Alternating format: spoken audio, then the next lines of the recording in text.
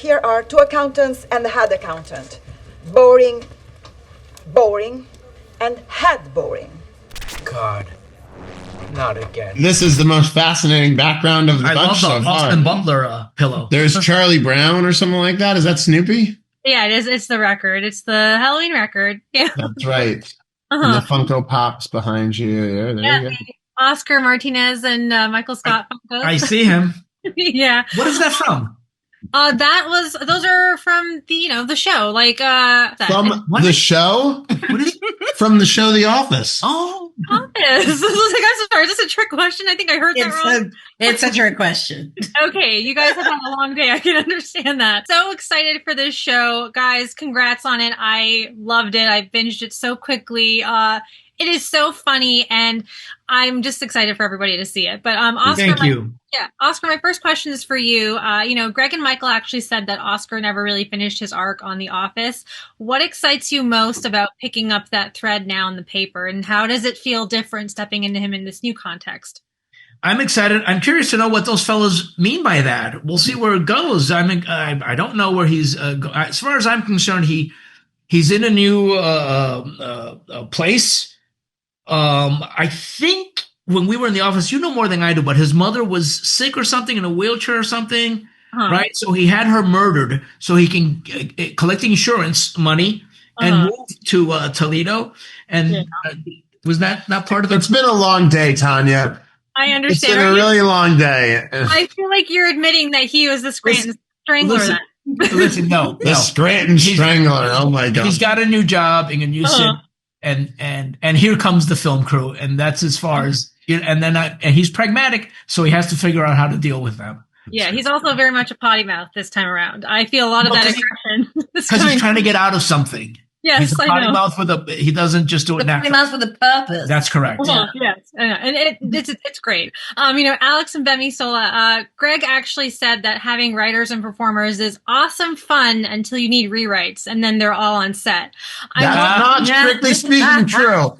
Bemi was smart enough to be like, once I'm acting, I'm acting. Once I'm acting, but I was like, no, I've got to be there. I've got to be in the room. I've got to be. So like, I would finish, acting and then go upstairs to the writer's room sometimes. And roll my eyes because he'd make me look bad. No. Bemi was crushing it, and I was like bleary eyed. But I've always. We had some rewrites, and sometimes a text would come in while you're sitting on set, like, "Hey, we need new lines for Mo Welsh, or we need new lines for Eric Rahal or Tim or Sabrina or something like that." Let me tell you something about this guy: acting, writing, and then some nights he would go, "What are you doing, Oscar? I'm going to go do some stand up." I'm like, "What's happening?" Yeah. Writing, he can't stop.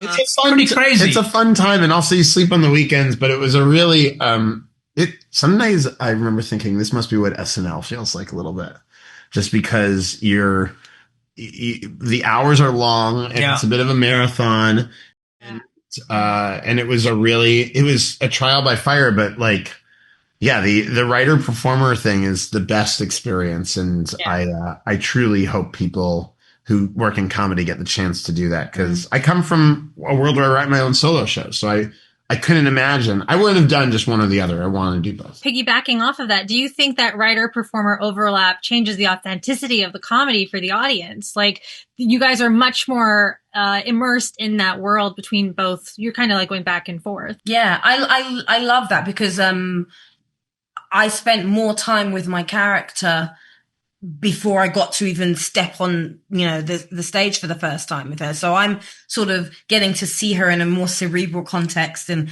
get to know her heart and her groin and all of those things that make her tick. And then you get to go and play. So it's this extended period of time, that you get to spend with the character. And that's one of my favorite things about, because I can get in my own head a lot as an actor. And so there's something very freeing about being able to just throw some stuff at the wall of this character and see what works, what doesn't, before, I think getting to be in scenes, it helps you with yourself, but also with others. Like, I remember seeing Ramona Young do something really funny, and I was like, that would be really nice if we had a full scene to explore it. And so there's a scene in episode 7 that got cut, And it's a lot of stuff gets cut in these shows, which is a shame, but also really, really makes sense. It could be almost an hour show. Yeah, some of the assemblies were coming in at close to an hour. So, which is so long. I wish like we could crazy long. I wish they released the longest cuts, and maybe Peacock, please, if you're listening. Yep. But there's a scene that Ramona Young did that was based on something she had given a line read in episode 2, and I was like, God, it'd be so fun to see that fully pulled out. And so I wrote a whole scene in episode 7 that was just basically because of me being opposite her in the conference room in episode 2. And it's like, it's really fun it's a unique creative experience. Does that make sense, Tony? Do you know what I mean? I know what I mean. I totally get it. I will say also one of the things that I really enjoyed as a longtime Office fan, that show you were on, Oscar, was the Easter eggs. I feel like there were certain parts of the past and callbacks that we got to see, but I'm wondering, there's that scene where he quotes Michael in the finale, and then he sort of them. It's such a fun wink to fans that I love that so much. How did that moment come about, and was it always scripted as the last big Office callback for that episode? Who wrote that, Alex? Who wrote that? Lieberstein. But it was a big Greg and Koman chat. There was a lot of I think we were rewriting while we were on set. I think there was a lot of questions. It's cool. People love it, and I love it, and it's great. But from his point of view, from Oscar Martini, he's just saying something that his old boss said to him. He's just thinking about him, and he was a ridiculous man, but he misses him a little bit. That's all it is. And he's like, this guy used to say crazy, and he tries to help this new kid with that quote, and he's chagrined at himself for saying it. Yeah, totally get it. I'm going to be wrapping in just a minute. The finale does kind of balance a big emotional swing with the chaos and the romance. There's, some stuff going on with the other characters.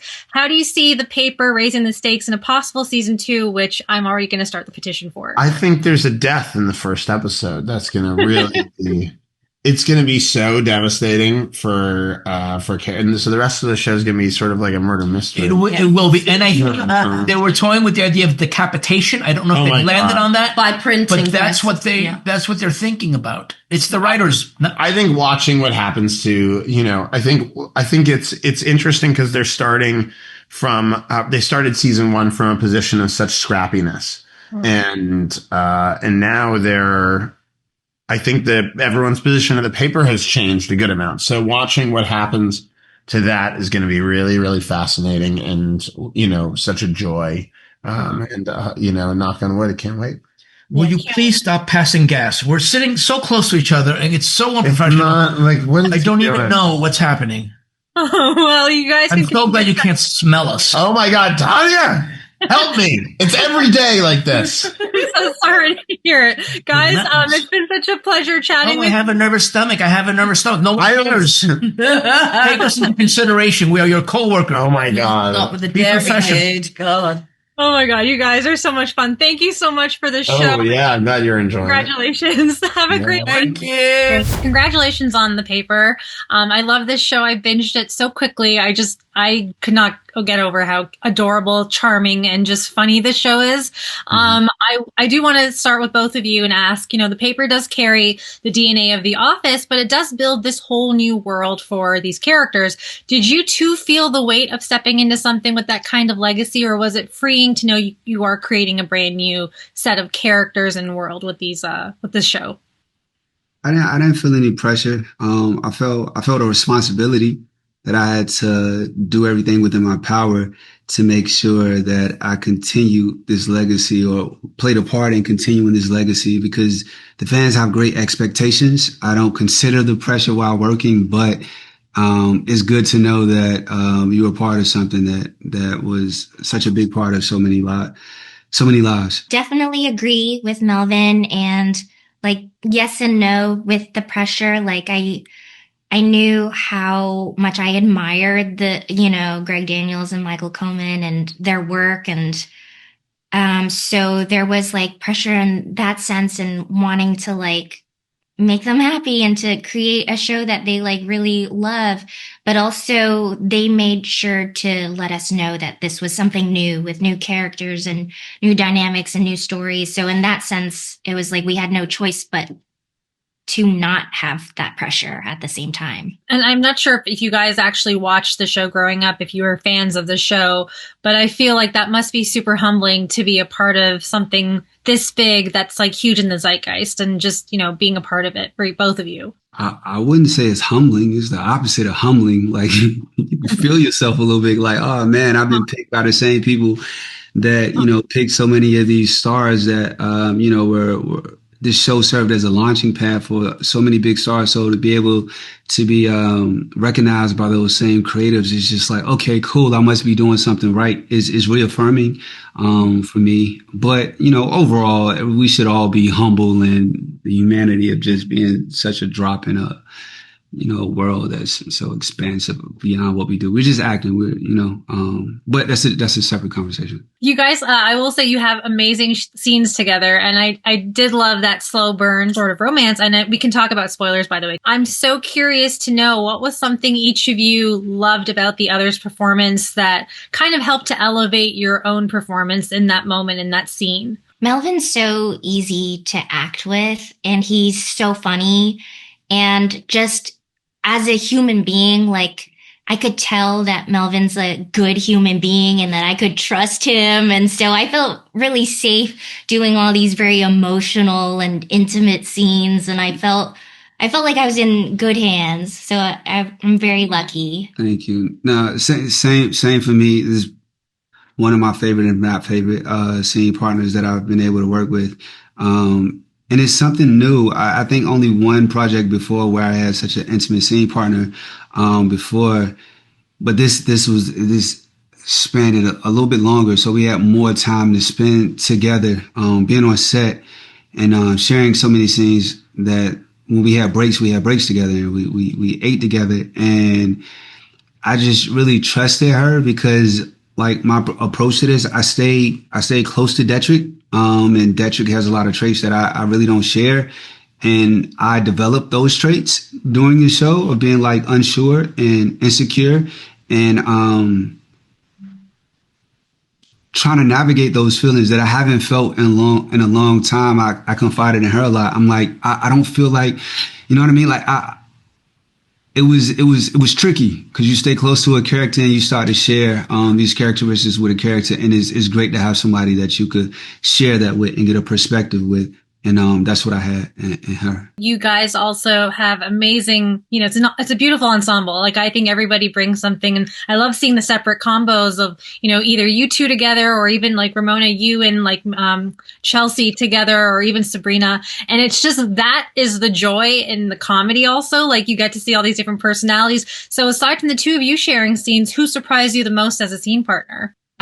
For me, it was working with Tim Key in episode 9. I just, first of all, like didn't really imagine our characters having that interaction or that dynamic. But when we did, I was just like, oh wow, like everyone brings a different energy. Like everyone's so unique on our cast. And it was just something fun and unexpected working with him. I would say for me, Donald, just because I didn't know what to expect, because he had a lot on his plate to try to embody what lies in the expectations of replacing the lead of something like The Office. It's like, which direction do you lean in? And he doesn't lean in either. He leans into like what's unique about him, but it is as entertaining as anything that we've seen before, and is very true and is very honest. And I'm not surprised because he was able to pull it off, but I wasn't sure how. I wasn't sure what he would pull off.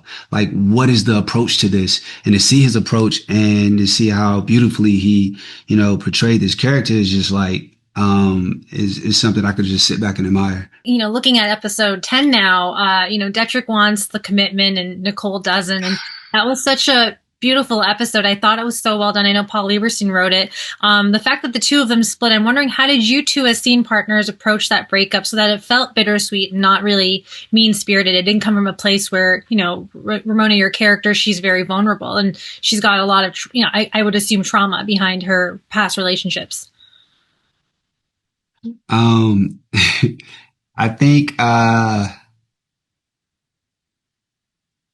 I think working on the show for so long and going through so many different things, naturally you'll build a chemistry.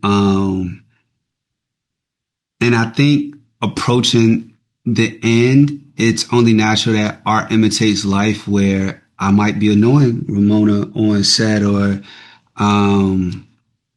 and just kind of leaning into it, like, cause we just know what direction is going in, and allowing ourselves to react to one another in a way that's going to service this scene and this performance. And that's, I think the most important part of being an actor is being vulnerable and open to feel things that we naturally push aside, because we know it's going to service the character and translate on the screen. So I think building all the way up to it, we just kind of innately allowed things to happen in a way that would service that scene in a way that it felt natural and organic. Even though what we're saying doesn't align with our emotions, we're more so acting the feeling and just letting the words carry it. I'm getting the rap, but I love this show so much, and I'm really excited to see where it goes, because I feel like we're going to get a season 2, and I'm willing it into existence. I'm going to manifest it and see how that goes. But I will say, for the two of you going into season 2 after that moment,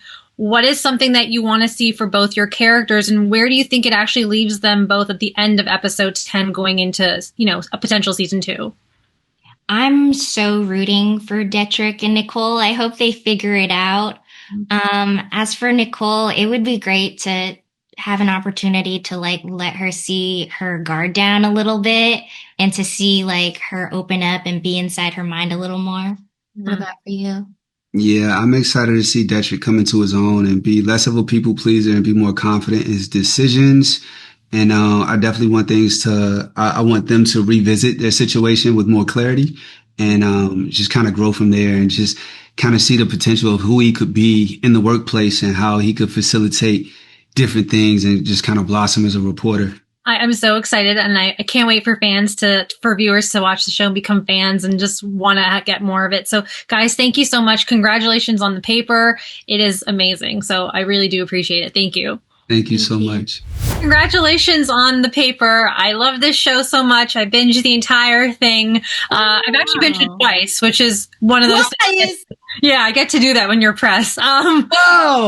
Yeah, you got to do it. It's not that you did it by choice. I wanted to do it. Oh, you wanted to do it? Yeah, I wanted to, because I love it. What are you talking about? I love it. No, it's so good. So look, this is a show that I think a lot of people are, there's been so much buzz about it, but it is a show that I think a lot of people are going to be really impressed by, and they're going to see something that's so different. I will say, this style of comedy, it comes with its own language, though, like the stares, the silences, the awkward pauses. Did you two watch The Office as homework, or did you try to block it out as, because you didn't want to be influenced by anything? I was a big Office fan, basically, all through my entire life since it came out. So I think I've seen all the episodes at least 5 times. And I think it's a fine line between wanting to respect the show and respect the craft of a mockumentary. And also, of course, our show is so different, and the characters and storylines are, I hope people take it as its own world and, show. But yes, of course. I mean, I feel like that show influenced me in so many ways my entire life. One of the reasons I wanted to get into comedy, to be honest. Yeah. So when I got the call for the audition, I hadn't seen the show yet. I just heard about this legendary cult show. And so I watched only few episodes because I only had 24 hours to do the audition. So I had to at least watch to get the feeling. And I thought, this is a very weird show. It was so weird because it looked like a documentary, but it was very funny. And I was wondering if I was intelligent enough to watch this show. And I thought, I can't get this role. It's too complex. It's too complicated. I can't do this. And I was so scared. I had to do the audition on Zoom. So can you imagine, from Italy with 6 people there? I just went as an instinct. I was so inspired by the sides. And then when we went on set, we forgot about The Office. We just felt that atmosphere, the spirit that was real in that moment, created by Greg, by the directors, 10 different directors coming from the original office, the writing, Michael Koman, and the spirit was there. We were in this office that looked so real, and we were reacting to each other in a real way, because it was so coming from our heart, I think. Yeah. That I hope that people will be touched in the same way, no? From heart to heart. Yeah. Heart to heart. Totally. Heart to heart, baby. Oh no, I totally felt it. Getting into spoilers, there is a lot of tension between the two of you at times, but you end up working so well together, and I can see that chemistry even here. But the episode, We have a big one. No, we had so much fun. So much fun. So much fun. So much fun, and I can see it. And there is that moment though in that episode Journalism, I think it's episode 6, where there's a moment where you guys are fighting as like a sight gag, but we can't hear you. Did you have a script for that moment? And it was not just like rhubarb. It was like you guys actually getting into something. We were screaming at each other. Yeah. Well, I was screaming at you. Yes. Which was very fun because Mare rarely loses her temper in that way, I think. And I think, she respects the ethics of journalism so much. So when Esmeralda does that, I think it like brings out this like new kind of ferocious side of Mare. And it was so hot, I remember, but we just like kept like going outside and ripping off our mics and I let her have it. It was so fun. I kind of like lost my voice after that day, actually. And to me, what was so fun is that Esmeralda is usually very bossy, very competitive with women. But in that moment, as an instinct, while she was screaming at me, I felt like I was a little kid that had to behave properly, because somehow Esmeralda knows that she doesn't know anything about journalism. Yeah. And she secretly admires Mare. Because she feels that Mare is the real deal, and so she trusts her. And she gets excited. It was a real excitement. Yeah. To be honest. It was a really fun episode. I think the dynamic between us, it's really fun. Really fun. Yeah. And it also speaks about, subconsciously, about sisterhood. Don't you think so? I believe in this. Yeah.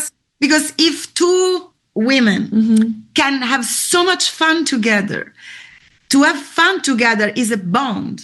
Yes. And the bond it makes you stronger. And I believe in this. Yes, I agree. One of the observations I made was in the comparison of The Office. The Office is about men in power fumbling, but in this one, it's women who are actually understanding how to do their job and like show everybody else, like, here's how you do it. And that was something I really liked. And, so I thought that was fun. I will say, you had great chemistry, but, you guys also, it's a beautiful ensemble cast. Donald is known for drama as much as he is for comedy. Did you two feel like the energy on set with him and the scenes you shared kind of changed the way maybe you approached your characters, especially leading up to the finale? Oh, I mean, I think working with Donald is the treat of a lifetime. I mean, he truly is just such a present actor. And, him and I had, of course, a lot of, our characters go on this kind of crazy little journey together and of wanting this paper to work out and, figuring out their own relationship. And I think getting to work with him through that and, especially I think of like episode 9 where we kind of went on that car ride together and are at each other's throats and then come together at the end. It was amazing. I adore Donald. I think he's phenomenal. He is phenomenal. And in fact, the feeling I had was not about acting. I was just playing with him and reacting to him. And so everything was so natural, like when kids play. And I think this is a secret of this show, because this ensemble cast is made by people. Every actor is really reacting to things, has an instinct for comedy. So we just live this experience together. It's like almost like a Big Brother scenario. Where each of us has to react to a situation and things keep happening almost by themselves. I'm getting the rap, but one of the things I also loved seeing in the last episode, so much happens. There's so much chaos, but there's also a calm sort of. Mare and Ned, they share a kiss, and I would like to know, Chelsea, what happens after that? What happens after that? Sabrina has a lot of thoughts about it. Yeah, there's a lot. I disappeared for hours. Come on. Yeah. Also, just Sabrina too. Like your character, there's a lot of you and Ken sort of scheming against Ned, and it kind of culminates at the end. So for both of you, what do you hope to see for season 2? Which again, I'm going to start the petition like right after this. Wow. Thank you. Means a lot. First fan. I think, to be honest, I hope we get to do it again. And I am so excited to see what the writers think should happen next. Because like Donal and I, we talked about it throughout the entire season of like where this could possibly be going and what it would excite us and what would be scary to us. And, we shot that end finale scene many different ways. And it was kind of like a surprise for me and Donal to like see what they ended up using and, that, our characters go there. So I would just love to be surprised by what we do next. And, I think it could go many different ways, good or bad. Yes, for Esmeralda too. I think Esmeralda, she could do anything. I can't wait for her being more twisted, more manipulative, more creative in living the conflict. And I would love to explore her emotional life, because that's the side where she shows her innocence, her naivete. And so to me, it's an occasion to really enjoy the complexity of the character. So my heart broke. Also doing more things. I know, more missions. More missions. My heart broke for her in Jarson. I was really rooting for her until we saw Josh Holloway, and I was like, that's not great. But guys, thank you so much. I do love this show. I'm so excited for everyone to see it, and it's been such a pleasure. And also, Chelsea, I'm a huge fan of yours from Animal Control, so hope to see you on that show as well. Oh, thanks, Tanya. I love Animal Control. I love those people, and couldn't be more happy to be a part of that ensemble too. Of course. Well, thank you so much, you two. Thank you, Tanya. Tanya. Thank you so much. Bye. Ciao, ciao. Bye.